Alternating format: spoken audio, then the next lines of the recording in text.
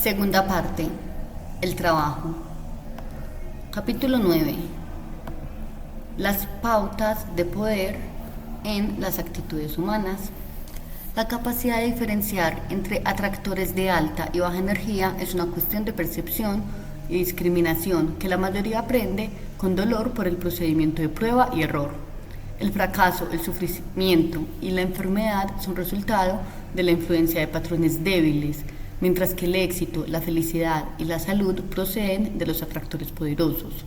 Por lo tanto, merece la pena tomarse unos minutos para estudiar la siguiente lista de patrones contrastantes que han sido investigados y calibrados para determinar sus respectivos niveles.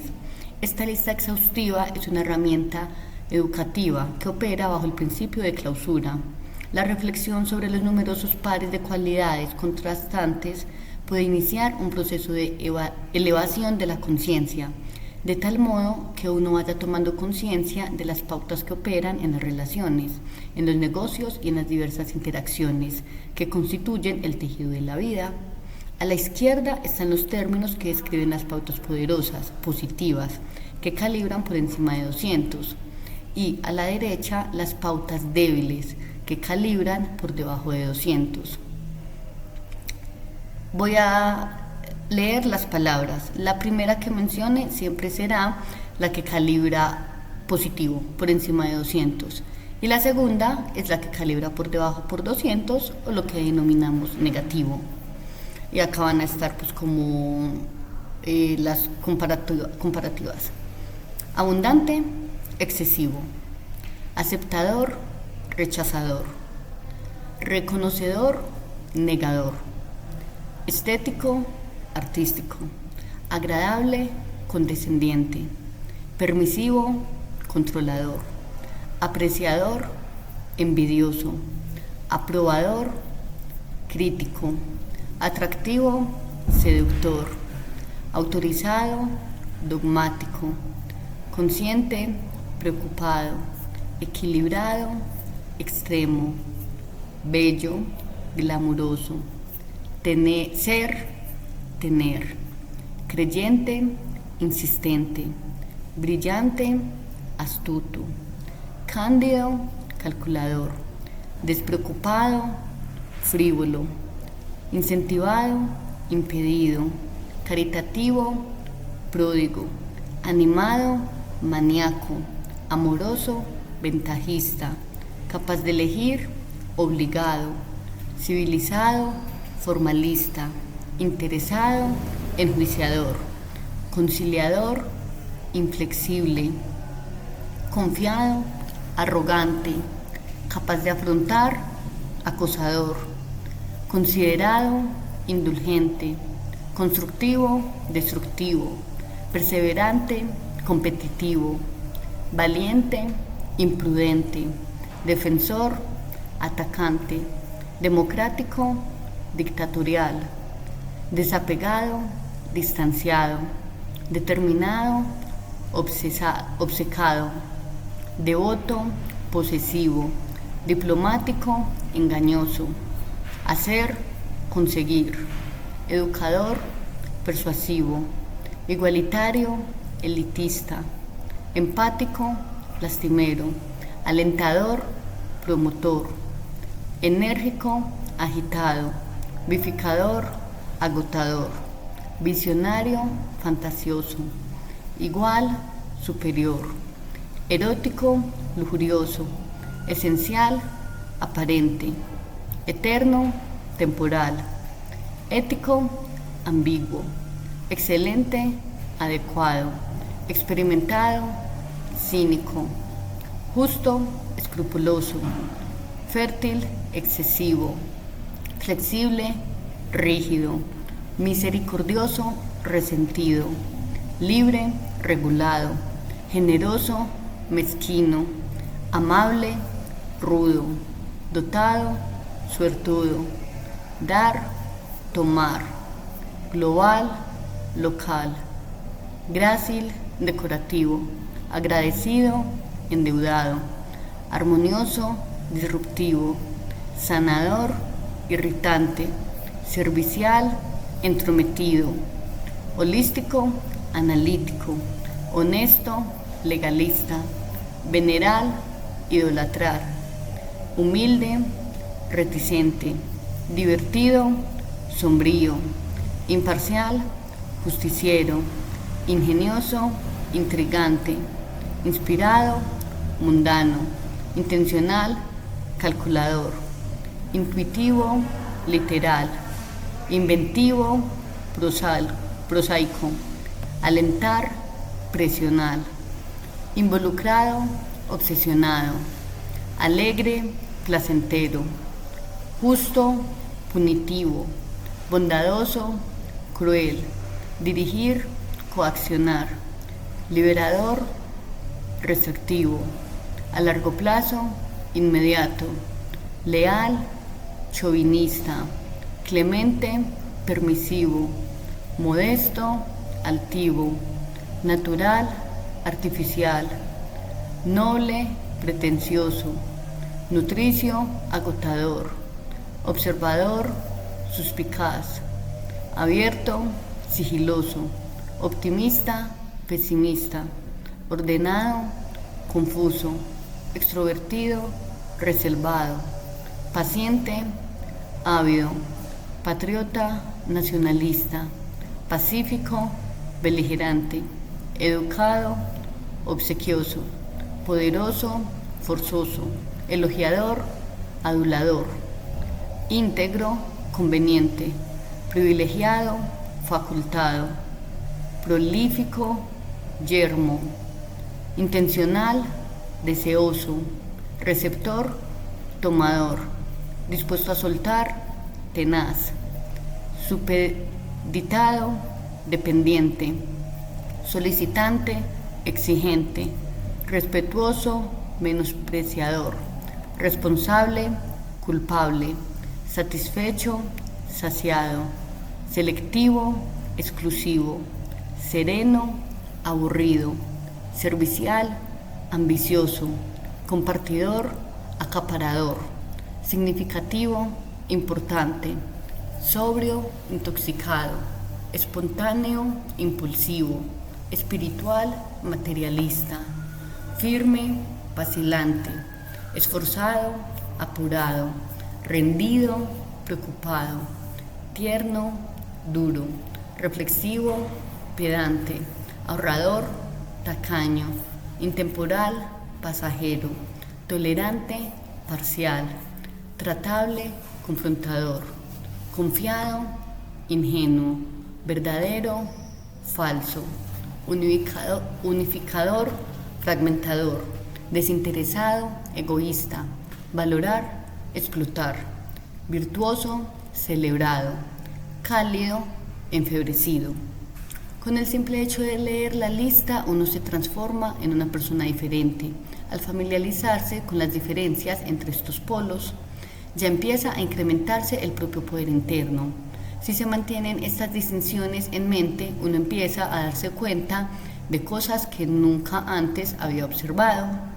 Estas revelaciones se producen porque, como el lector descubrirá, el universo favorece el poder. Además, el universo no olvida. El karma tiene muchos aspectos y cada vez que se elige quién y cómo se va a hacer, se generan importantes consecuencias, pues todas las elecciones reverberan a lo largo de los siglos.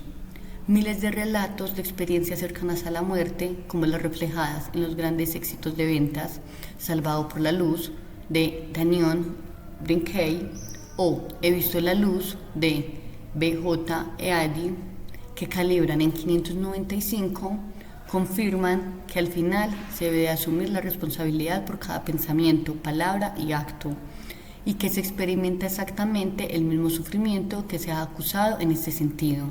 Cada uno crea su propio cielo o infierno. El universo contiene la respiración mientras elegimos, momento a momento, el camino a seguir. Para el universo, la esencia misma de la vida es altamente consciente. Cada acto, pensamiento y elección se añade a un mosaico permanente. Nuestras decisiones reverberan a través del universo de conciencia para afectar la vida de todos. Para que esta idea no sea considerada mística o fantasiosa, conviene recordar el principio fundamental de la nueva física teórica, En el universo todo está conectado. Nuestras elecciones refuerzan la formación de poderosos campos mórficos, que son patrones atractores que influyen en los demás, tanto si lo deseamos como si cada acto o decisión que sustenta la vida sustenta la totalidad de la vida, incluyendo la nuestra. Las reverberaciones que creamos vuelven a nosotros. Esto, que antes parecía una declaración metafísica, ha quedado establecido como un hecho científico. En el universo, todo emite sin pausa un patrón energético de una frecuencia específica que permanece en el tiempo y puede ser leído por aquellos que saben hacerlo. Cada palabra, acto e intención crea un registro permanente. Cada pensamiento es conocido y queda registrado para siempre. No hay secretos, nada está oculto y no lo puede estar. Nuestros espíritus se alzan desnudos en el tiempo para que todos lo vean. Al final, la vida de cada ser ha de responder ante el universo. Capítulo 10. El poder en la política. Para entender mejor la diferencia crítica entre la fuerza y el poder y las implicaciones de esta distinción para la propia vida, resulta útil examinar la conducta humana a una escala mayor. Las interacciones entre los hombres y los gobiernos ofrecen muchos ejemplos claros. Si examinamos la historia desde nuestra singular perspectiva, destaca de manera natural el poderoso ejemplo de la Revolución estadounidense, que por primera vez declaró formalmente que la libertad es un derecho inalienable, con lo que creó un precedente para los siglos siguientes. Los principios que calibran en 700, un nivel muy alto, afectan a la humanidad a lo largo de extensos periodos de tiempo. Es cierto que la pluma es más poderosa que la espada, puesto que el poder se origina en la mente, mientras que la fuerza se enraiza en el mundo material. Otro suceso relacionado y trascendental en la historia global, al que ya me he referido y volveré a hacerlo, se manifestó en el siglo pasado, a través del poder de un solo hombre, Mahatma Gandhi, un sujeto de piel oscura y 45 kilos de peso, que, sin ayuda, derrotó al Imperio Británico, que en aquella época era la mayor fuerza del mundo, y gobernaba sobre una cuarta parte del globo. Gandhi no solo puso el Imperio Británico de rodillas, sino que acabó con el prolongado drama del colonialismo, y lo hizo mediante la simple defensa de un principio: la dignidad intrínseca del ser humano y su derecho a la libertad, la soberanía y la autodeterminación. Un aspecto fundamental de este principio, según Gandhi, es que el hombre tiene estos derechos en virtud de su creación divina. Gandhi creía que los derechos humanos no están garantizados por ningún poder terrenal, sino que están engranados en la propia naturaleza humana porque son inherentes a su creación. La violencia es fuerza y, como Gandhi estaba alineado con el poder, prohibió el recurso a la violencia para defender su causa. Y, como expresaba principios universales que calibran en 700, fue capaz de unificar la voluntad popular. Cuando la voluntad popular se une y se alinea de esta manera con un principio universal, es prácticamente invencible. El colonialismo, que calibra en 175, se basa en el interés del país gobernante. Gandhi demostró a todo el mundo el poder del desinterés frente a la fuerza del propio interés. Nelson Mandela demostró de manera muy dramática el mismo principio en Sudáfrica. El poder logra con facilidad lo que la fuerza no consigue ni siquiera con un esfuerzo extremo. Así, en nuestra propia época hemos visto caer casi sin esfuerzo el gobierno comunista ruso, después de medio siglo de la confrontación militar más ominosa y el último término ineficaz de la historia. La inocencia política del pueblo ruso, de la que durante mucho tiempo se aprovechó el gobierno tiránico de los zares, no le permitía acceder a la sabiduría cívica necesaria para entender que se estaba estableciendo una tiranía totalitaria en el nombre del comunismo. Del mismo modo, Hitler engañó al pueblo alemán, ascendiendo al poder en nombre del nacionalsocialismo, para acabar estableciendo una tiranía. Una característica distintiva de la fuerza en política es que no tolera la disidencia. Estos gobernantes dependían del uso de la fuerza para persuadir y para ello empleaban su policía secreta. Stalin, que llevó a la muerte a millones de conciudadanos, confiaba en su KGB. Hitler En las SS, Adolfo Hitler reunió la mayor maquinaria militar que el mundo había conocido. A nivel de la simple fuerza, su ejército era invencible y sin embargo no pudo derrotar a una pequeña isla situada al otro lado del Canal de la Mancha, debido al poder expresado por Winston Churchill, que unificó la voluntad de su pueblo a través de los principios de libertad y sacrificio desinteresado.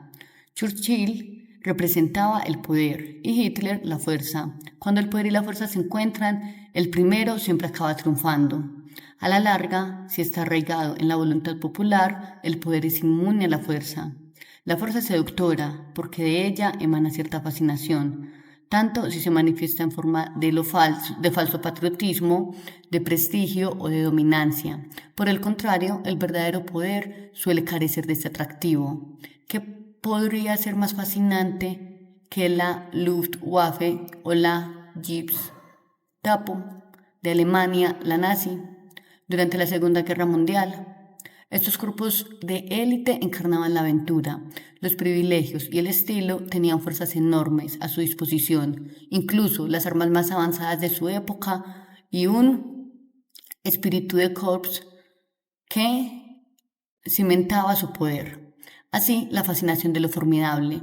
Los débiles se sienten fascinados por la fuerza e incluso están dispuestos a morir por ella, como si no sería posible algo tan intolerable como una guerra. La fuerza a menudo se toma la delantera durante algún tiempo y los débiles se sienten atraídos por quienes aparecen haber superado la debilidad, como si no sería posible una dictadura. La fuerza se caracteriza por la arrogancia, el poder, en cambio, por la humildad. La fuerza es grandilocuente, tiene todas las respuestas. El poder es modesto. Stalin, que alardeaba de su ponencia militar, ha quedado reflejado en los libros de historia como un archicriminal. Al humilde Mikhail Gorbachev, que vestía de manera simple y no temía admitir sus faltas, se le ha concedido el Premio Nobel de la Paz. Muchos sistemas políticos y movimientos sociales comienzan con el verdadero poder, pero a medida que pasa el tiempo se apropian de ellos personas interesadas y acaban confiando cada vez más en la fuerza, hasta que al final caen en desgracia. Así lo demuestra una y otra vez la historia de la civilización. El atractivo inicial del comunismo fue el humanitarismo idealista y también el del movimiento sindical en los países occidentales, hasta que ambos se convirtieron en refugio de políticos mezquinos. Para comprender bien esta dicotomía es necesario considerar las diferencias entre políticos y estadistas. Los primeros actúan a partir de sus propios intereses y gobiernan por la fuerza. Después de ganarse el cargo mediante la persuasión, a menudo calibran en niveles inferiores a 200. Los estadistas representan el verdadero poder. Gobiernan por inspiración, enseñan con el ejemplo y defienden principios evidentes en sí mismos. Los estadistas apelan a la nobleza que reside en todos los hombres, unificándose a través del corazón. El intelecto es fácil de engañar, pero el corazón reconoce la verdad. El intelecto es limitado y el corazón ilimitado. Al primero lo intriga lo temporal, al segundo solo lo preocupa lo permanente. La fuerza suele confiar en la retórica, en la propaganda y en el argumento engañoso para conseguir apoyos y disfrazar las motivaciones subyacentes. Por su parte, una de las características de la verdad es que no necesita defensa, es evidente en sí misma, que todos los hombres han sido creados iguales, no requiere justificación ni persuasión retórica. Que está mal gasear a la gente en los campos de concentración es evidente, no requiere argumentación. Los principios en los que se basa el verdadero poder no necesitan justificación, mientras que la fuerza sí. Siempre se discute sobre si la fuerza está justificada o no. Está claro que el poder se asocia a lo que sustenta la vida, mientras que la fuerza explota en nombre de la ganancia personal o de una organización. La fuerza divide y, a través de la división, debilita, mientras que el poder unifica, la fuerza polariza. El patrioterismo, que tiene un atractivo tan evidente para la nación militarista, aliena el resto del mundo. El poder atrae, mientras que la fuerza repele. Como el poder atrae, no tiene verdaderos enemigos, aunque los oportunistas, al ver que no sirven a sus fines, se pueden oponer a su manifestación. El poder sirve a los demás, mientras que la fuerza se sirve a sí misma. El verdadero estadista sirve al pueblo. Los políticos lo explotan al servicio de sus propias ambiciones. Los estadistas se sacrifican para servir a los demás. Los políticos se sacrifican a los demás al servicio de sí mismos. El poder apela a nuestra naturaleza superior, la fuerza a la inferior. La fuerza es limitada y el poder ilimitado. Mediante su inexistencia en que el fin justifica los medios, la fuerza vende la libertad a cambio de conseguir sus intereses, ofrece soluciones rápidas y fáciles para el poder. Los medios y el fin son lo mismo, pero los fines requieren una mayor madurez, disciplina y paciencia para fructificar. Los grandes líderes inspiran fe y confianza por su absoluta integridad y alineamiento con los principios íntegros. Estas figuras comprenden que no es posible hacer concesiones en los principios y aún así mantener el poder. Winston Churchill nunca necesitó usar la fuerza contra el pueblo británico. Gorbachev produjo una revolución total en el mayor monolito político del mundo sin disparar un tiro. Gandhi derrotó al Imperio Británico sin que el enfado le hiciera levantar la mano.